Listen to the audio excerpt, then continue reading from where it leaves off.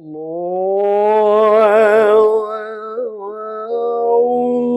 আকবার, আল্লাহু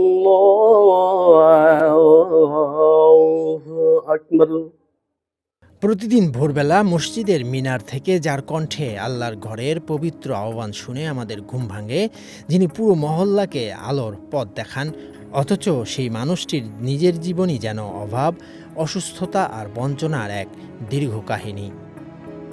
টাকা পয়সা দিচ্ছে না, বুঝছেন? এখন আবার কিছুদিন ধরে 2,000 টাকা দেয় মাসে আর কি। আমি হচ্ছি আমার বিবি সাহেব আছে, এরপর একটা ছেলে আমরা পালিয়েছি, পালিত একটা ছেলে, এরপর আমার আম্মা আছে। চলতে গেলে বিশাল কষ্ট হয়, বুঝছেন? কারণ আমাদের সংসারের মধ্যে 4জন মানুষের চলতে গিয়ে অনেক কষ্ট হয়। তীব্র দ্রব্যমূল্যের এই বাজারে যেখানে 1 কেজি চাল আর সামান্য ডাল কিনতেই পকেট খালি হয়ে যায়, সেখানে মাত্র 2,000 টাকায় চলছে 4 সদস্যের একটি পরিবার। মাসের পর মাস এই অবিশ্বাস্য এবং মানবেতর বাস্তবতার মুখোমুখি এক দৃষ্টিহীন মুয়াজ্জিন।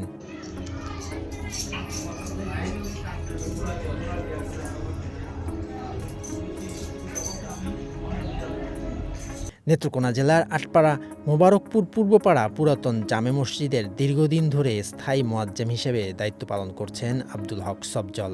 14 বছর আগে ব্রেন টিউমার অস্ত্রোপচারের পর থেকে ধীরে ধীরে তার দৃষ্টিশক্তি ক্ষীণ হতে থাকে।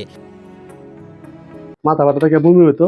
বমি হওয়ার পরে আমি গেলাম নেত্রকোনা গেলে একটা সিটি স্ক্যান করছে, করার পরে মাথার মধ্যে আঘাত। আমরা বুঝতে পারি না, তাই মামিসিং চলে যান। তো ওনারা মামিসিং পাঠাইছে, তখন আমি মামিসিংয়ে গেলাম। মামিসিং যাওয়ার পরে এরা এমআরআই একটা পরীক্ষা করলো। পরীক্ষা করার পরে কইতেছে মাথার মধ্যে ব্রেন টিউমার হয়ে গেছে।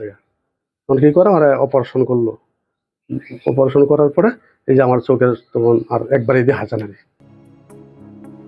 যে মানুষটি 5 ওয়াক্ত নামাজে আমাদের ডাকেন, তার পেটে খাবার আছে কিনা সেই খবর রাখার যেন কেউ নেই। সমাজসেবা অধিদপ্তরের ভাতা বা সরকারি অনুদানও যেন পৌঁছায় না এই প্রায় অন্ধ মানুষটির দুয়ারে।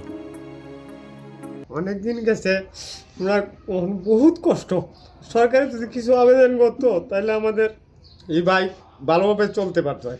অসুখে মাসের মাস বহু টাকা লাগে তাদের। আর আমরা মসজিদে থাকে, আমরা গায়ের মসজিদে থাকে, বুঝেন না, কিছু কিছু দিই, দিনপাত তাদের চলে না। সমাজের বিত্তবান ব্যক্তি, জনপ্রতিনিধি এবং সরকারি বেসরকারি সহায়তাকারী প্রতিষ্ঠানগুলোর প্রতি পরিবারটির পাশে দাঁড়ানোর আহ্বান জানিয়েছেন স্থানীয় বাসিন্দারা। আমাদের সরকার থেকে যদি কিছু সহযোগিতা পায়, ওনার তো জায়গা জমি নাই যে এক জায়গায় বাসা বাড়ি বাইন্ধা যায় থাকবো, এরকম কিছু নেই। ওই 4 সদস্য বিশিষ্ট একটা পরিবারের জন্য এই টাকাটা এত নগণ্য একটা টাকা যে এই চলতি সময়ে ওনার ওই পরিবারের ভরণ পোষণ করা তো দূরের কথা, যে উনি যে কীভাবে চলেন সেটাই আমার কাছে আশ্চর্যজনক বিষয় মনে হচ্ছে আর কি। শারীরিক প্রতিবন্ধকতা ও চরম আর্থিক সংকটের মধ্যেও দায়িত্ব পালন করে যাচ্ছেন আব্দুল হক সফজল। মানবিক সহায়তা ও সরকারি বেসরকারি পৃষ্ঠপোষকতা পেলে তার পরিবারটি নতুন করে বেঁচে থাকার স্বপ্ন দেখতে পারে বলে মনে করছেন স্থানীয়রা।